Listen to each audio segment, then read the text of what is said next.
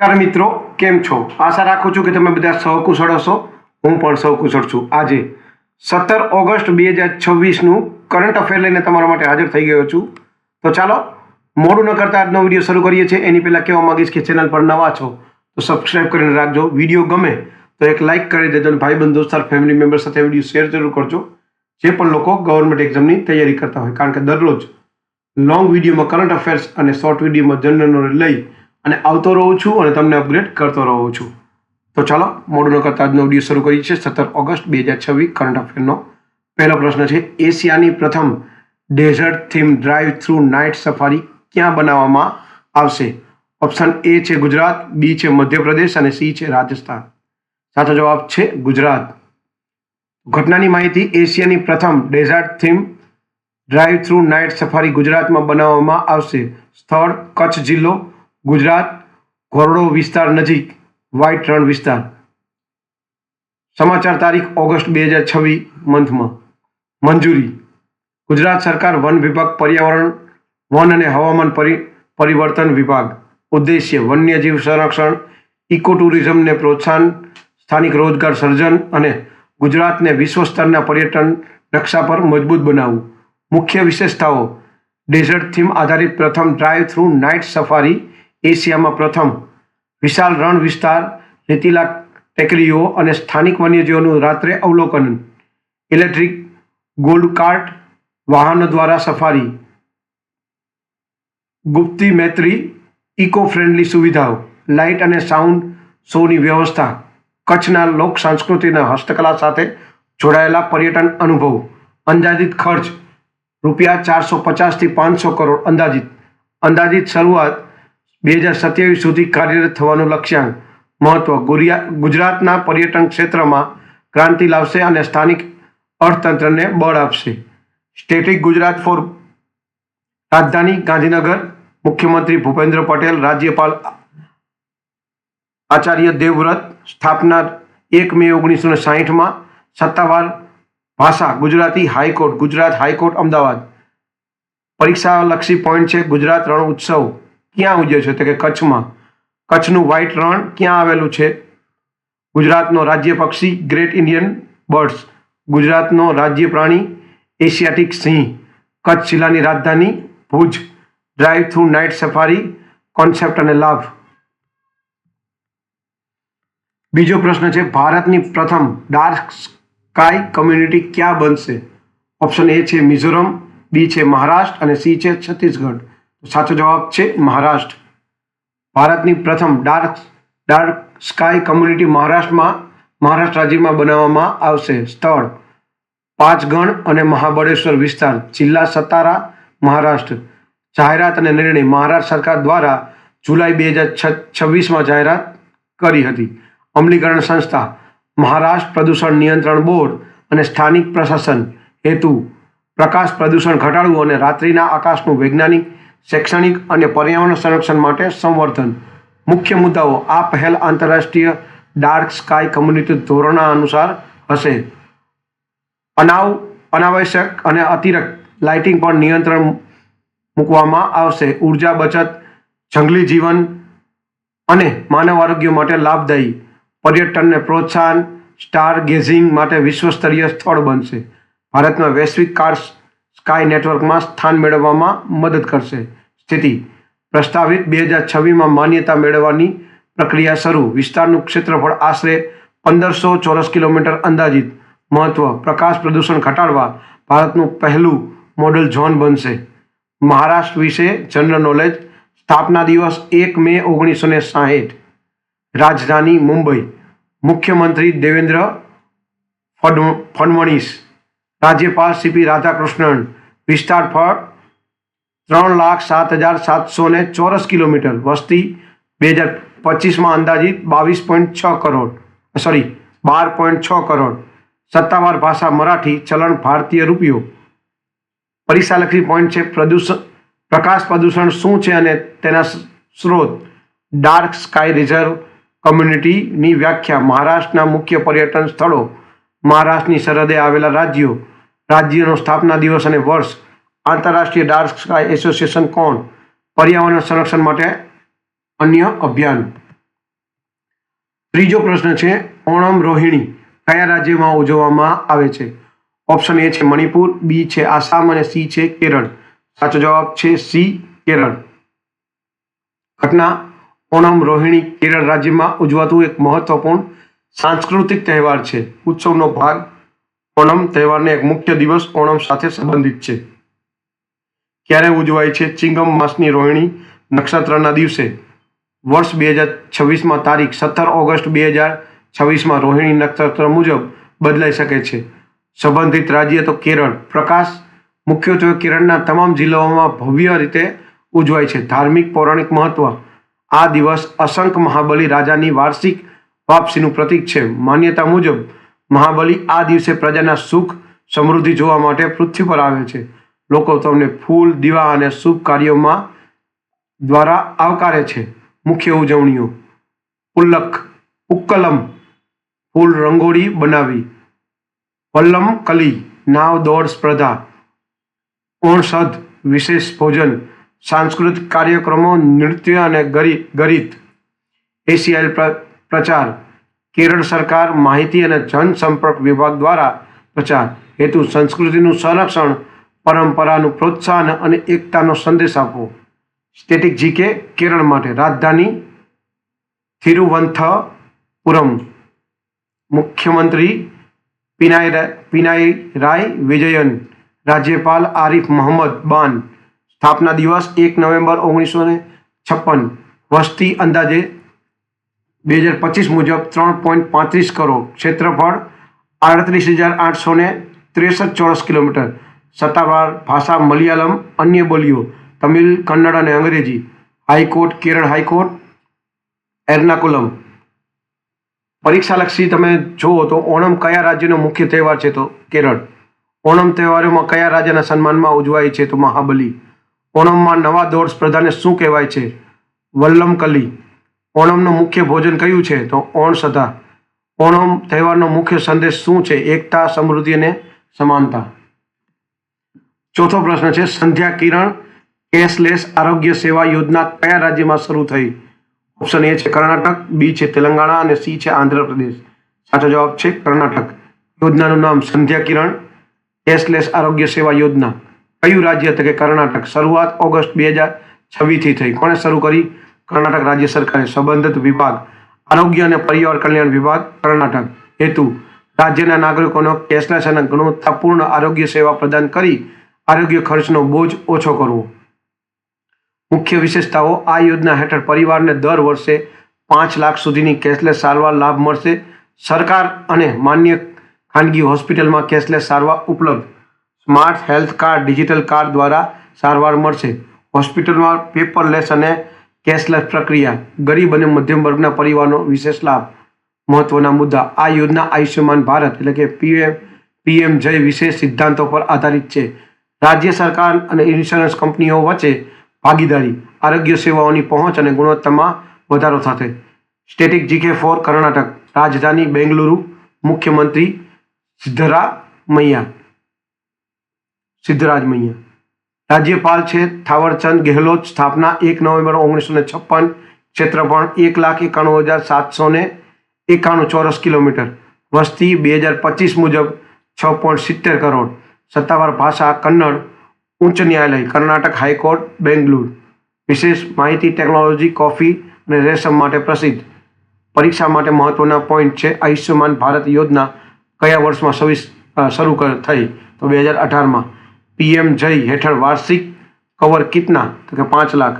કર્ણાટકની રાજધાની કઈ? તો કે બેંગલુરુ. કર્ણાટક રાજ્ય ક્યારે રચાયું? 1 નવેમ્બર 1956માં. કર્ણાટકમાં સત્તાવાર ભાષા કઈ છે? તો કન્નડ. રાજ્યપાલ કોણ છે? તો થાવરચંદ ગેહલોત.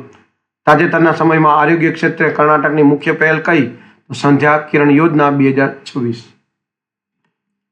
પાંચમો પ્રશ્ન છે ઈ સ્પોર્ટ વર્લ્ડ કપ ચેસનો ખિતાબ કોણે જીત્યો? ઓપ્શન એ છે આર પ્રજ્ઞાનંદન, બી છે ડેનિસ લાઝાવિક અને સી છે મેગ્નસ કાર્લસ.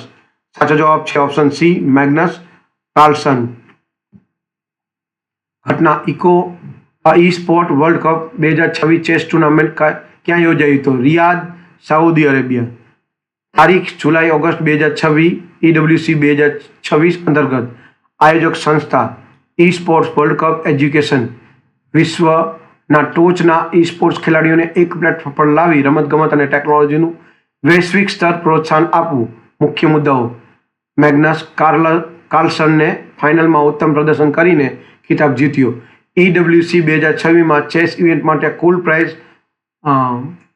અંદાજે $1.5 મિલિયન. ક્લાસિક, રેપિડ અને બ્લડ્સ ત્રણેય ફોર્મેટના આધાર પર પોઈન્ટ સિસ્ટમ. વિશ્વના ટોચના ખેલાડીઓ ભાગ લીધો. ચેસ હંમેશા EWCમાં સૌથી લોકપ્રિય ઇવેન્ટમાંનો એક છે. મેગ્નસ કાર્લસન વિશે. દેશ નોર્વે. જન્મ 30 નવેમ્બર 1990. વર્લ્ડ નંબર 1 વર્ષો સુધી. અનેક વખત વર્લ્ડ ચેમ્પિયનશિપ 2013, 14, 16, 18 અને 21માં રહ્યા છે. શૈલી સ્ટ્રેટેજિક, ક્રિએટિવ અને end game master. FIDE rating 2850+. ઇતિહાસના સર્વોચ્ચ રેટિંગ ધરાવતા ખેલાડીઓમાંનો એક. જાણીતી ઉપલબ્ધિ. Tata steel, Norway chess, London chess classic, EWC championship. EWC 2026 વિશે. EWC 26 દુનિયાની સૌથી મોટી ઈ સ્પોર્ટ્સ ટુર્નામેન્ટ છે. વિવિધ ગેમ્સમાં સ્પર્ધા. કુલ prize pool $60+ million. Chess, Dota 2, CST2, PUBG, LOL, FIFA વગેરેનો સમાવેશ થાય છે. નોર્વેનું જનરલ નોલેજ. રાજધાની છે ઓસ્લો. સત્તાવાર ભાષા છે નોર્વેજિયન. ચલણ છે નોર્વેજિયન કોન. સરકાર પ્રકૃતિ સંવાદીન રાજાશાહી. રાજ્ય પ્રમુખ રાજા હારાલ્ડ વી. પ્રધાનમંત્રી યોનાસ ગાર સ્ટોરે. વસ્તી 2026 અંદાજે લગભગ 55 લાખ+. ક્ષેત્રફળ 3,85,207 ચોરસ કિલોમીટર. માનવ વિકાસ સૂચકાંક ઉચ્ચ 0.96+. પરીક્ષાલક્ષી પોઈન્ટ છે. EWC 2026 ક્યાં યોજાયું? Riyadh, Saudi Arabia. EWC 2026 championship કોણે જીતી? તો મેગ્નસ કાર્લસને. મેગ્નસ કાર્લસન કયા દેશના છે? તો કે નોર્વે. ચેસ કેટલા ફોર્મેટ છે? ચેસના કેટલા ફ્રોનિક છે? તો ક્લાસિક, રેપિડ અને બ્લિટન્સ. EWC 2026માં કુલ પ્રાઇઝ પુલ $60+ મિલિયન. મેગ્નસ કાર્લસનનો જન્મ ક્યારે? 30 નવેમ્બર 1990. ચેસમાં વર્લ્ડ નંબર 1 કેટલા સમય સુધી રહ્યો? અનેક વર્ષો સુધી. FIDE રેટિંગમાં સર્વોદય રેટિંગ કોણે મેળવ્યું? તો મેગ્નસે. છઠ્ઠો પ્રશ્ન છે રાષ્ટ્રીય બિન લાભકારી દિવસ ક્યારે ઉજવવામાં આવે છે? ઓપ્શન A છે 5 જૂન, B છે 20 મે અને C છે 17 ઓગસ્ટ. સાચો જવાબ છે 17 ઓગસ્ટ. દિવસનું નામ રાષ્ટ્રીય બિન લાભકારી દિવસ એટલે કે નેશનલ નોન પ્રોફિટ ડે. ઉજવણીનો દિવસ 17 ઓગસ્ટ દર વર્ષે. શરૂઆત 2017થી થઈ છે. પ્રસ્તાવક સંસ્થા અર્બન 360 USA. સામાજિક અને સમુદાય વિકાસ સંસ્થા. હેતુ બિન લાભકારી સંસ્થાઓના યોગદાનને માન્યતા આપવી અને સમાજમાં તેમના મહત્વ વિશે જાગૃતિ ફેલાવી. મુખ્ય મુદ્દાઓ. આ દિવસ બિન લાભકારી સંસ્થાઓ, સ્વયંસેવકો અને દાતાઓને કાર્યને સન્માન આપે છે. શિક્ષણ, આરોગ્ય, પર્યાવરણ, ગરીબી નિવારણ, માનવ અધિકાર જેવા ક્ષેત્રોમાં કાર્યરત સંસ્થાઓને પ્રોત્સાહન મળે છે. સમુદાયમાં સહભાગિતા, સેવા ભાવના અને નાગરિક જવાબદારીને મજબૂત કરે છે. સ્વયંસેવકતા અને દાન સંસ્કૃતિને પ્રોત્સાહિત કરવાનું મુખ્ય લક્ષ્ય છે. જાગૃતિનો વ્યાપ. વિશ્વભરમાં ખાસ કરીને USA, કેનેડા, UK, ઇન્ડિયા સહિત અનેક દેશોમાં ભારતના મહત્વ NGO, trust, society, charitable organisations અને સામાજિક સંસ્થાઓના કાર્યને પ્રોત્સાહન કરે છે. સોસાયટી રજિસ્ટ્રેશન એક્ટ 1860માં, ભારતીય ટ્રસ્ટ એક્ટ 1882, 12A અને 80G કર છૂટનો નિયમ. Static GK. રાષ્ટ્રીય બિન લાભકારી દિવસ 17 ઓગસ્ટ. શરૂઆત વર્ષ 2017. પ્રસ્તાવક સંસ્થા અર્બન 360 USA. મુખ્યાલય વોશિંગ્ટન DC અને USA. ક્ષેત્ર સામાજિક વિકાસ અને સમુદાય સશક્તિકરણ. પ્રકાર જાગૃતિ દિવસ. પ્રથમ રાષ્ટ્રીય બિન લાભકારી દિવસ ક્યારે મનાવાયો? તો 17 ઓગસ્ટ 2017ના દિવસે. સામાજિક સેવાના કાર્ય માટે કઈ સંસ્થાએ કાર્ય કરે છે? NGO માટે 12A અને 80Gનો શું ઉપયોગ છે? સ્વયંસેવકતા અને દાન સંસ્કૃતિ અંગે પૂછાતા પ્રશ્નો. 7મો પ્રશ્ન છે પરીક્ષા બંધ ક્યાં આવેલો છે અને વિશ્વ ધરોહર સિંચાઈ હેરિટેજ દરજ્જો મળ્યો છે? ઓપ્શન એ છે પટના, બી છે ઝાંસી ઉત્તર પ્રદેશ અને સી છે ભોપાલ. સાચો જવાબ છે ઝાંસી ઉત્તર પ્રદેશ. સ્થળ પરીક્ષા બંધ ઝાંસી ઉત્તર પ્રદેશ ભારત આવેલો છે. માન્યતા વિશ્વ ધરોહર સિંચાઈ હેરિટેજ નો દરજ્જો મળ્યો છે. જુલાઈ 2026માં ICID international commission of irrigation and daring દ્વારા માન્યતા. નિર્માણ સમય ઈસવીસન 1612 થી 1613. નિર્માતા રાજા બીરસિંહ દે બુંદેલા, ઓરછા રાજ્યના શાસક. બેઠવા નદીના પાણીનો સંગ્રહ કરી આસપાસના ક્ષેત્રમાં સિંચાઈ માટે પાણી ઉપલબ્ધતા કરાવવાનો. મુખ્ય મુદ્દાઓ ઉત્તર ભારતનું પ્રાચીન અને વૈજ્ઞાનિક સિંચાઈ માળખું, લગભગ 2.8 કિલોમીટર લંબાઈ અને સરેરાશ 32 મીટર પહોળાઈ, 3683 મીટર લંબાવેલી દિવાલ અને 2870 આર્ચ. આ બંધથી ઝાંસી શહેરનો ઇતિહાસ, કૃષિ અને જળ સંચાલનમાં મોટું યોગદાન. ભારતનું આ પ્રથમ બંધ છે જેને WHIS હેઠળ વૈશ્વિક માન્યતા મળી છે. મહત્વ પ્રાચીન જળ વ્યવસ્થાપન, ઇતિહાસ, વારસો અને ઇજનેરી કૌશલ્યનું ઉત્કૃષ્ટ ઉદાહરણ છે. સંબંધિત ICID international commission on integrated and dragon 1950માં સ્થાપના. રાજધાની લખનૌ, મુખ્યમંત્રી યોગી આદિત્યનાથ, રાજ્યપાલ આનંદીબેન પટેલ. સ્થાપના 1 એપ્રિલ 1937. વિસ્તાર 2,40,928 ચોરસ કિલોમીટર. વસ્તી 2011 મુજબ 19.98 કરોડ પ્લસ હશે. સત્તાવાર ભાષા હિન્દી. રાજ્ય પ્રાણી શ્વાન, હરણ. રાજ્ય પક્ષી સારસ. Revision points. વિશ્વ ધરોહર સિંચાઈ હેરિટેજ WHIS શું છે? પરીક્ષા બંધ કોને અને ક્યારે બંધાવ્યું? ICIDની સ્થાપના ક્યારે થઈ? ઝાંસી કયા રાજ્યમાં આવેલું છે? ભારતમાં WHIS માન્યતા મેળવનાર પ્રથમ સ્થળ કયું છે? બુલેન્દા વંશ કયા પ્રદેશમાં શાસન કરતો હતો? 8મો પ્રશ્ન છે વૃક્ષોના સંરક્ષણ માટે વૃક્ષ સંરક્ષણ વિધેયક 2026 કયા રાજ્યમાં મંજૂર થયો? ઓપ્શન એ છે પંજાબ, બી છે રાજસ્થાન અને સી છે ઉપરોક્ત બંને. સાચો જવાબ છે ઉપરોક્ત બંને. વિધેયકનું નામ વૃક્ષ સંરક્ષણ વિધેયક 2026 કયા રાજ્યમાં મંજૂરી? પંજાબ અને રાજસ્થાન ઉપરોક્ત બંને. મંજૂરી વર્ષ 2026. હેતુ વૃક્ષોના અંધાધૂન કાટછાંટ, ગેરકાયદેસર ટ્રાન્સફર અને પર્યાવરણ પર થતા નકારાત્મક અને અસરને રોકવા માટે કડક કાર્યવાહી વ્યવસ્થા ઊભી કરવી. મુખ્ય જોગવાઈ કોઈપણ વૃક્ષને અંધાધૂન કાપવા માટે પૂર્વ મંજૂરી ફરજિયાત બનાવી છે. ગેરકાયદેસર કાપણી પર ભાર, દંડ અને કેદની જોગવાઈ.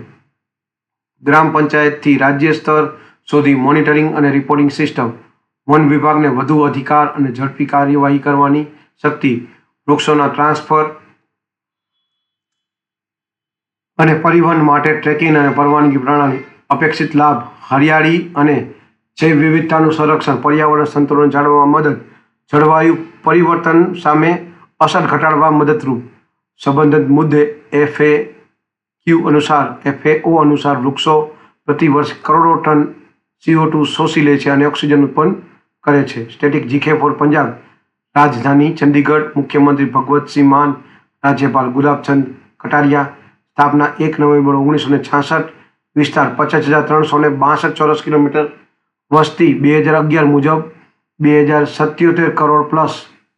2.77 કરોડ પ્લસ. સત્તાવાર ભાષા પંજાબી. ઉચ્ચ ન્યાયાલય Punjab, Haryana high court. Static GK for Rajasthan. રાજધાની જયપુર, મુખ્યમંત્રી ભજનલાલ શર્મા, રાજ્યપાલ કલરાજ બિન્ન એવું કંઈક છે. સ્થાપના 30 માર્ચ 1995.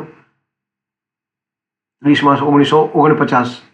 વિસ્તાર 3,42,239 ચોરસ કિલોમીટર. વસ્તી 2011 મુજબ 6.86 કરોડ પ્લસ. સત્તાવાર ભાષા હિન્દી. ઉચ્ચ ન્યાયાલય Rajasthan high court Jodhpur. Revision point. વૃક્ષ સંરક્ષણ વિધેયક 2026 કયા રાજ્યોમાં મંજૂર થયો છે? વિધેયક 2026નો મુખ્ય હેતુ શું છે? ગેરકાયદેસર કાપણી પર શું સજા જોગવાઈ છે? વૃક્ષોના ટ્રાન્સફર માટે શું જરૂરી છે? પર્યાવરણ સંરક્ષણ માટે વૃક્ષોનું શું મહત્વ છે? 9મો પ્રશ્ન છે, ભારતમાં સૌથી વધુ ઇલેક્ટ્રિક વાહન ચાર્જિંગ સ્ટેશનો કયા રાજ્યમાં છે? ઓપ્શન એ છે મધ્યપ્રદેશ, બી છે મહારાષ્ટ્ર અને સી છે કેરળ. સાચો જવાબ છે મહારાષ્ટ્ર. ભારતમાં સૌથી વધુ ઇલેક્ટ્રિક વાહન ચાર્જિંગ સ્ટેશનો. જાહેરાત 2026 અહેવાલ central electricity authority CEA EV charging infrastructure report 2026. આગેવાન રાજ્ય મહારાષ્ટ્ર. હેતુ ઇલેક્ટ્રિક વાહનોના ઉપયોગને પ્રોત્સાહન આપવું, સ્વચ્છ ઉર્જા અપનાવી અને ગ્રીન મોબિલિટી મજબૂત બનાવવું. મુખ્ય મુદ્દાઓ. ભારતમાં કુલ જાહેર EV ચાર્જિંગ સ્ટેશનોમાં મહારાષ્ટ્રમાં સૌથી મોટો હિસ્સો છે. મહારાષ્ટ્રના મોટા શહેરો મુંબઈ, પુણે, નાસિક, નાગપુર, ઠાણે, ઔરંગાબાદ રાષ્ટ્રીય હાઈવે અને એક્સપ્રેસ વે પર મોટા પ્રમાણમાં ચાર્જિંગ નેટવર્ક. રાજ્ય સરકારની EV નીતિ 2021 અને EV યોજના હેઠળ પ્રોત્સાહન. ખાનગી કંપનીઓ અને જાહેર ક્ષેત્રના સાથીદારો દ્વારા ઝડપી વિસ્તરણ. મોબિલિટી માટે રાજ્યની પહેલ. મહારાષ્ટ્ર પોલિસી 2021 EV ખરીદી પર સબસિડી અને ટેક્સ રાહત. મહારાષ્ટ્ર સ્ટેટ રોડ ટ્રાન્સપોર્ટ એ ઇલેક્ટ્રિક બસો શરૂ કરી છે. EV મેન્યુફેક્ચરિંગ હબ બનાવવામાં મુખ્ય. Maharashtra EV mission. ભારતમાં EV ચાર્જિંગ ઇન્ફ્રાસ્ટ્રક્ચર 2026 સંક્ષેપિત. કુલ જાહેર EV ચાર્જિંગ સ્ટેશનો 27,000 આશરે. ટોચના રાજ્ય ક્રમવાર મહારાષ્ટ્ર, દિલ્હી, કર્ણાટક, ગુજરાત, તમિલનાડુ. લક્ષ્ય 2030 સુધી 3 લાખ+ જાહેર EV ચાર્જિંગ સ્ટેશનો. મહારાષ્ટ્ર વિશે થોડુંક શીખે. સ્થાપના 1 મે 1960. રાજધાની મુંબઈ. મુખ્ય વતી દેવેન્દ્ર ફડણવીસ. Governor CP Radhakrishnan. વિસ્તાર 3,07,713 ચોરસ કિલોમીટર. વસ્તી 2011 મુજબ 11,23,72,973 અંદાજે. જિલ્લાઓ 36. સત્તાવાર ભાષા Marathi. High court Bombay. High court Bombay. Exam point of view revision. ભારતમાં પ્રથમ EV પોલિસી કયા રાજ્યએ બતાવી? મહારાષ્ટ્ર 2021માં. ભારતમાં સૌથી વધુ EV ચાર્જિંગ સ્ટેશનો કયા રાજ્યમાં છે? કે મહારાષ્ટ્રમાં. સેન્ટ્રલ ઇલેક્ટ્રિસિટી ઓથોરિટી કયા મંત્રાલય હેઠળ કાર્ય કરે છે? જવાબ છે ministry of power, government of India. EVને પૂર્ણ રૂપ શું છે? Electric vehicle. 2030 સુધીમાં ભારત કુલ જાહેર EV ચાર્જિંગ સ્ટેશનનું મુખ્ય લક્ષ્ય શું છે? 3 લાખ+. 10મો અને છેલ્લો પ્રશ્ન છે, ઓગસ્ટ 2026માં બેટી બચાવો બેટી વાંચાવો